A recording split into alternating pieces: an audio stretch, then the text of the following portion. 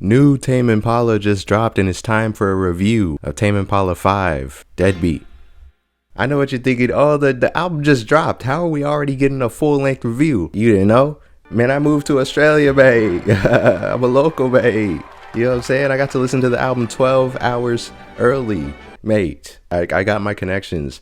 Don't worry about it, but I listened to the album 12 hours early. Here's the full-length review, right? So it's been 5 long years since the Slow Rush dropped. 2020 was so long ago, man. I mean, that's like, I don't even think I was human in 2020. That's how long ago it was. I'm not including B-sides. I'm not, all right? That's the same album. This is his first, actual album in 5 years. Been an interesting rollout for this one. Seemingly a out of nowhere rollout. Suddenly we just got the single End of Summer. That was the first single that ever dropped.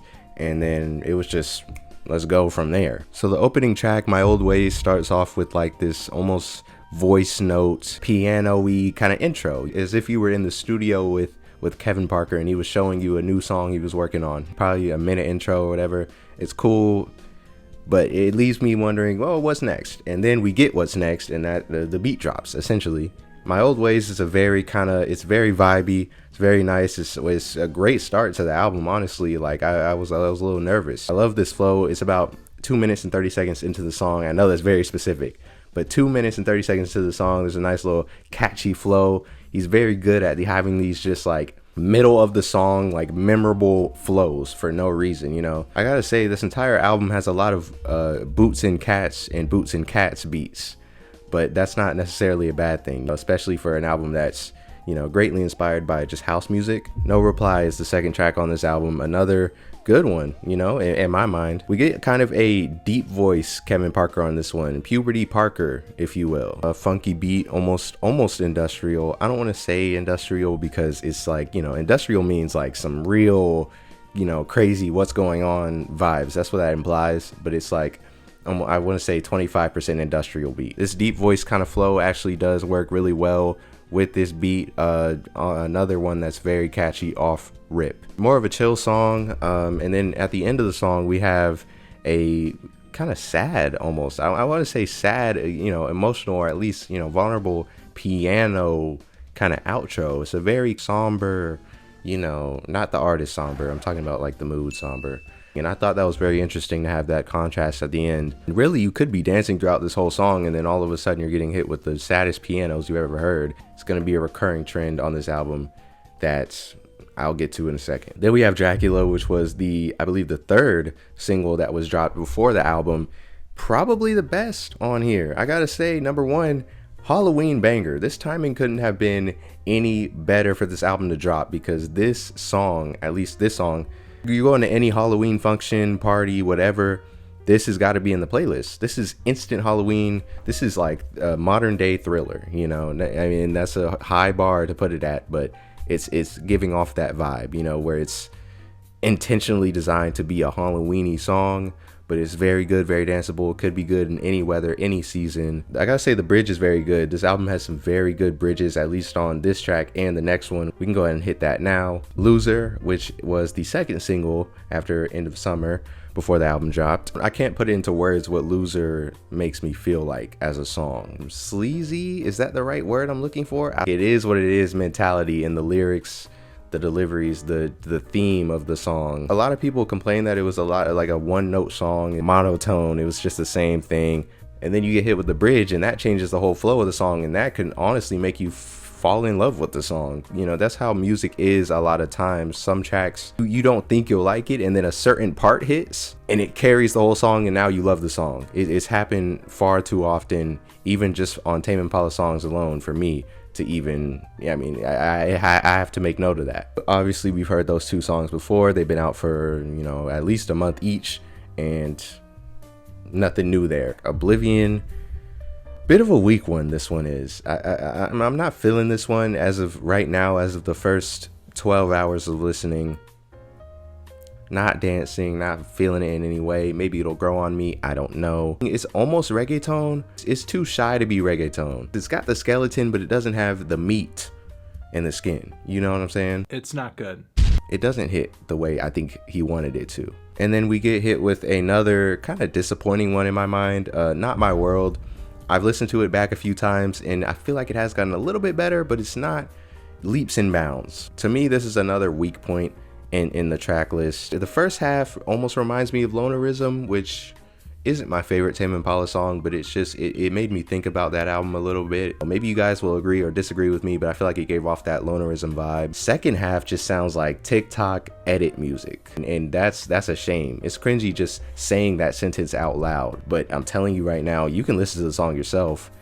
It sounds like TikTok edit Sigma music. It's not, I'm not feeling that. I don't think that was the intention at all for Kevin Parker. I don't think he was trying to make edit music. I don't think he knows what edit music is. I don't know if he grasped the concept of that. Piece of Heaven, which, I mean, in my interpretation, could possibly be a song about his daughter. You know, it's kind of a heartwarming, just kind of, you know, peaceful, you know, heartwarming cut off this album. It's not one of the highlights in my mind, but I could see this one becoming popular. I think the beat's cool. I don't think it's nothing too crazy going on with this. It almost sounds like a Disney soundtrack, like happy ending, you know, kind of song that you would hear in a Disney movie when something good happens, when a happy family at the end of the movie. This is very much soundtrack music, if I've ever heard it.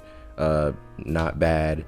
I'm not blown away, but I think it's cool. I could see why people would like this one and people would, you know, have this in their top 3. Interesting outro of this song, and I really wish he did more with that, because that was probably the most intrigued I was throughout the entire song. He had this kind of, I guess you could call it, psychedelic outro. I wanted to see where he was going with that. I wish he let that one breathe, which is interesting because Tame Impala, like, when it comes to his longer songs, he loves to let instrumentation breathe, to let these moments in these songs really breathe for as long as they need to. So I wish he did more with that. I feel like he just teased us. He left me wanting more.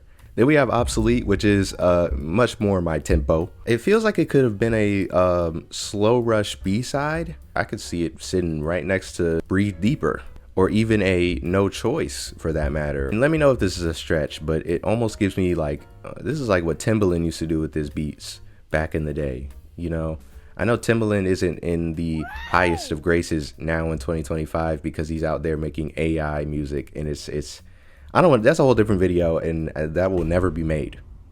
But I'm talking about OG Timbaland and maybe Neptunes as well. That production, it definitely reminds me of that, just the beat pattern and the synths and the, you know, background instrumentation going on.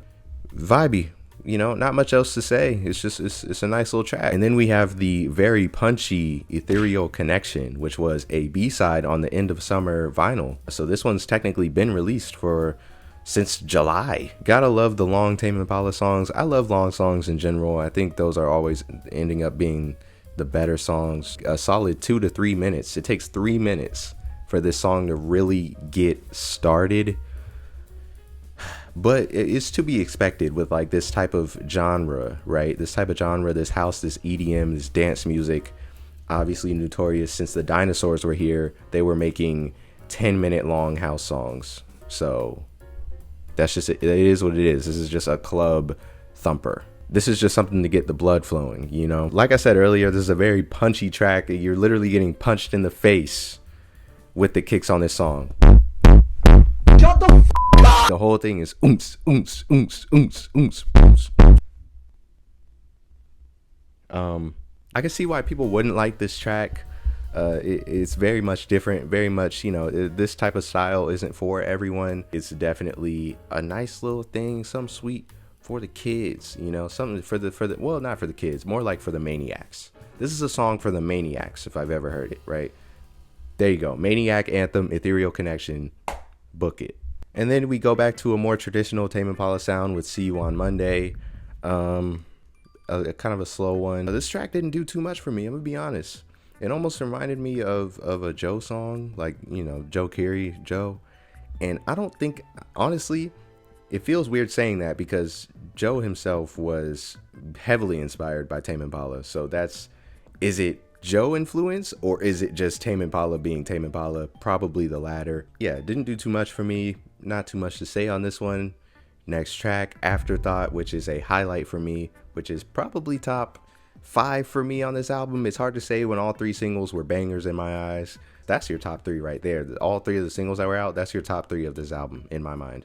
Maybe it's because I've had the most time with those tracks compared to all these other new ones, which is very likely the case. But I feel like that's the top 3, and then everything after that is just top 5. Afterthought has a really funky beat, really danceable, really nice, great kind of unofficial closer to this one. This is a song that you would hear on the H&M radio when you're at the mall, you know what I mean? Like, you know, and that's not an insult. That's a good thing, all right? Because they be having bangers in there. You're in the middle of asking an employee if they have this shirt in this size or if they have these shoes in this size, but you're breakdancing the whole time you're asking them that question. One of the catchier cuts on this album, I like this one very much. I like it very much. And then we have the closer, End of Summer, which has been the longest released song on this entire album. It came out July 25th on my birthday. This one, I remember, if I just got to put my mind in the July 25th me space, took a few days to grow on me. Now, I mean, it's in heavy rotation, along with Loser, along with Dracula, all good. It's another long song. I love long songs. Those are always the best songs. Think about all the iconic long songs. Let It Happen, Bohemian Rhapsody, Runaway by Kanye. Long songs are always going to be good in my book. I'm a sicko like that. A lot of people don't have the attention span for 8-minute songs anymore. I crave it. I think this is a really great pick for outro. I know nobody cares about track listing that much. You know, if you're not a music artist or just a big music fan, you don't really care about what order the songs are in. This is a great pick for outro. End of Summer. I like that pick. W track listing. One thing I will say is take this rating with a grain of salt, this review with a grain of salt, because this is only my first day listening to this album, right? There's albums that drop that I'm like, oh, I hate this album, this is the worst thing I've ever heard, and then literally 2 weeks after, it's a 10 out of 10. That just happens. This is a different sound, that's for sure, than he's ever tried, which is a great thing, because I mean, after 5 years, if you're doing the same sound, if this would have been the Slow Rush Part 2 or Currents Part 2 or Lonerism Part 2 or anything Part 2, it would have been a fail. I love when music artists try something new just for the fun of it, you know, not just because they're trying to, you know, reach a specific playlist or they're trying to chart somewhere or they're trying to do this or they're trying to do that. Kevin is just doing this for fun now. Like, he wanted to try this style of music, he executed it well, that he just did it because he wanted to. And I love that. I love when an artist can have fun with their stuff. There's so many artists who are miserable because, you know, their label or whatever force won't let them do what they want to do. But Kevin seems like he's allowed to do whatever he wants to do. And it's crazy that Dracula was his first entry in the Billboard Top 100. It was 55 when it debuted. That's crazy. This guy has some iconic music, but I guess the songs, like, they just don't get popular until years after. Because think about all the songs, think about all the hits that this guy has had. The list is seemingly endless, but he just didn't chart until he dropped Dracula, and that is 55th on the Billboard Top 100, his first entry on that chart ever. It's crazy. He's doing great, and I love that for him. 100% worth the listen, whether if you're a Tame Impala fan or not. Just off of first listen alone, I don't think it's top 3 Tame Impala albums, but, you know, solid album. Only complaint I would give is that it kind of loses a little bit of steam in the second half. First half was just like banger, banger, banger. Second half, that's where some of the more misses and kind of meh moments were. Yeah, that's really the only complaint. But other than that, this is solid stuff.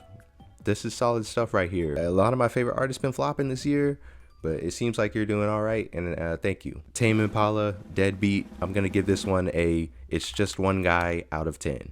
That's it. That's all. I'm out.